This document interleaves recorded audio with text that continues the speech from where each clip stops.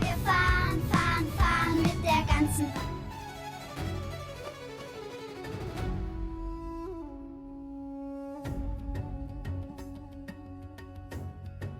Have you ever stopped and wondered what really holds our world together? I don't mean philosophically, but literally. What are the hidden rule books, the unseen blueprints that make sure all the complicated stuff we rely on just works? Well, today, we're going to pull back the curtain on that very question.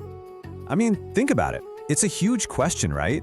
We hop in a car, we board a plane, we even just trust our own bodies to wake up every morning. That trust, it isn't magic, it's engineered. And the story behind that engineering is absolutely fascinating. We're going to piece it together from two places you would never expect. So first up, we have this beast.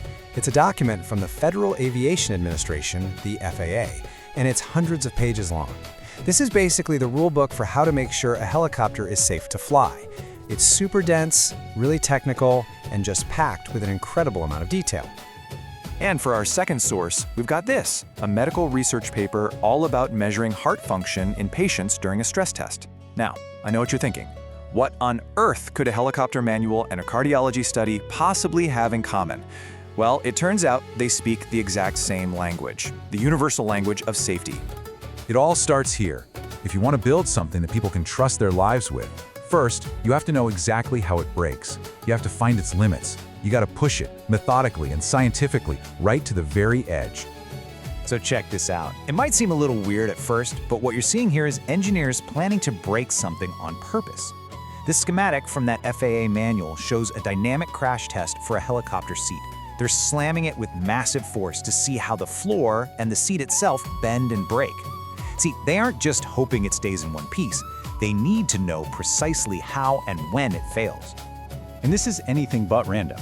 The regulations lay out the exact forces to use, the specific G-forces from below, the drag forces from the front, all to simulate what a survivable impact would feel like. Every single part, from the seat to the seatbelt, gets tested under this kind of extreme stress. And this is where you really see the incredible level of detail we're talking about. We're not just testing the big, obvious parts like the engines or the rotor blades. Oh no, we are testing everything. Look at this.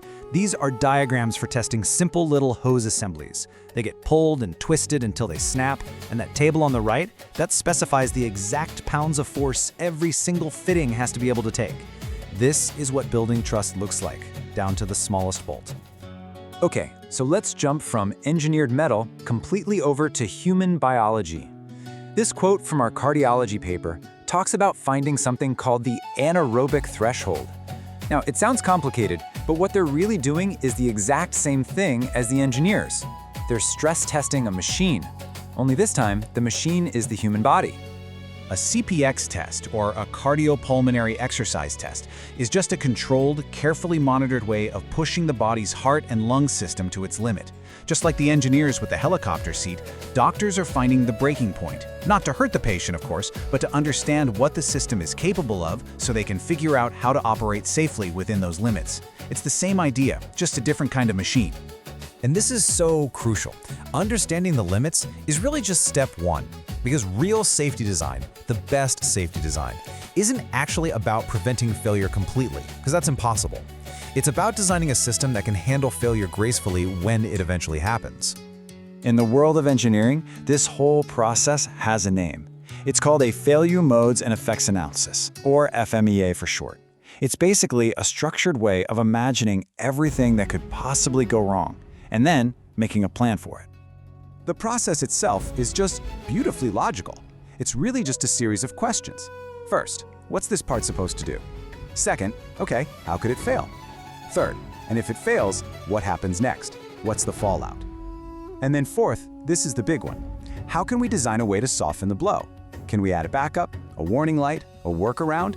It's literally about designing a system that expects to be broken. And that FAA manual is just full of these. They're called compensating provisions. You don't get just one set of flight controls, you get redundant backup systems. You don't just cross your fingers and hope a fire doesn't start, you build in firewalls and extinguishers. You plan for an emergency evacuation with lights and signs. Every one of these is an admission that, yeah, something terrible might happen, but here's the plan for when it does. And that brings us right back to our medical paper. The entire study is about patients with chronic heart failure. I mean, just think about that word for a second. They are studying a system that is, by its very definition, already in a state of failure.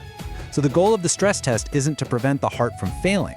It's to map out the body's remaining capabilities, to find the body's own compensating provisions, if you will. And doctors use that map to design a plan, like a specific exercise routine, to manage life safely inside that new reality.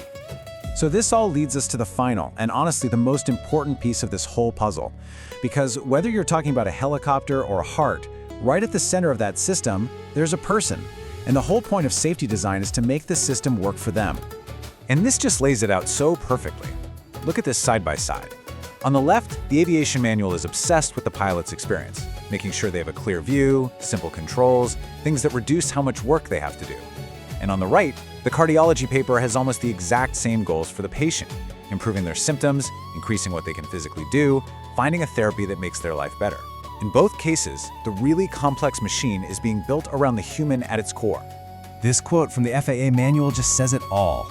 A feature like trim controls isn't just there for convenience, it's a safety feature. It's designed to reduce the pilot's workload, to fight off fatigue, and to free them up so they can focus on other critical things.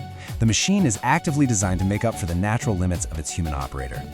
So, after digging through these two super different, super technical documents, you start to see it. A single, powerful idea that connects them both. At the end of the day, the language of safety is universal. It doesn't matter if you're certifying a multi-million-dollar helicopter or helping a patient manage their heart health. The principles are exactly the same. First, you have to test relentlessly to find the absolute limits. Second, you have to plan for failure by building in backups and resilience. And third, you have to always design around the needs and the limits of the human being who depends on that system. From the brakes in your car to the fire code for your apartment building, these same principles are working silently all around us in countless documents we'll never, ever read. So the next time you trust something to just work, without even thinking about it, maybe take a second. Appreciate the incredible, meticulous, and deeply human effort that went into earning that trust. So what hidden rulebooks are keeping you safe right now?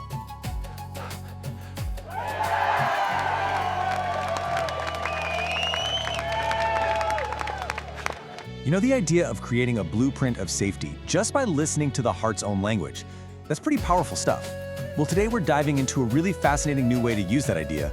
We're talking about creating a personalized blueprint for safe exercise, especially for heart failure patients, by literally just listening to the sounds their heart makes. So here's the thing. For millions of people, exercise is both a medicine and a risk. How do you find that perfect dose? I mean, think about it. If you're living with chronic heart failure, physical activity isn't just a good idea. It's prescribed by your doctor. But it's a total balancing act. Do too little, you don't get the benefits. Do too much, and it can actually be dangerous. So the million-dollar question really is, how do you find that perfect personalized dose? And that's exactly what we call the exercise paradox.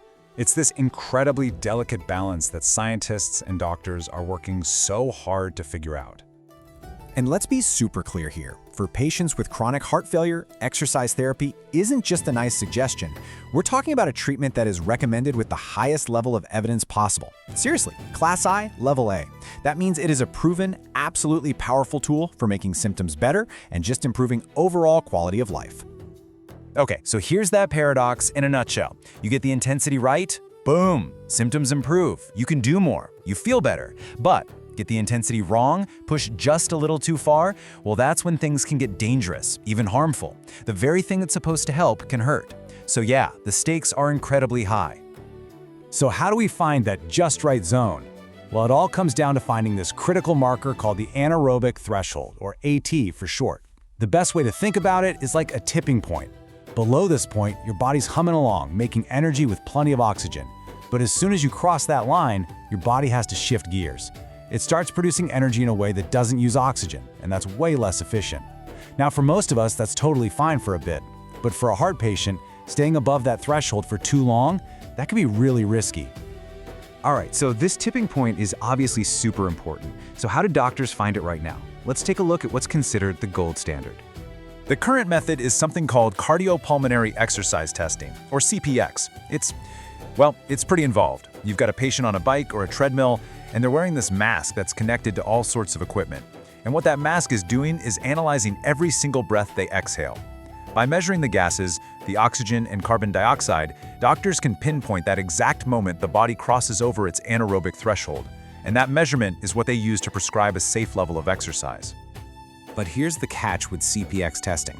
You need a specialized lab, you need expensive equipment, you need trained staff. It's not exactly easy to access. So that got researchers thinking, what if there was a simpler way? And this is where they started looking at a whole new kind of biomarker. And the central idea is just brilliant. What if the heart itself could just tell us when it's reaching its limit?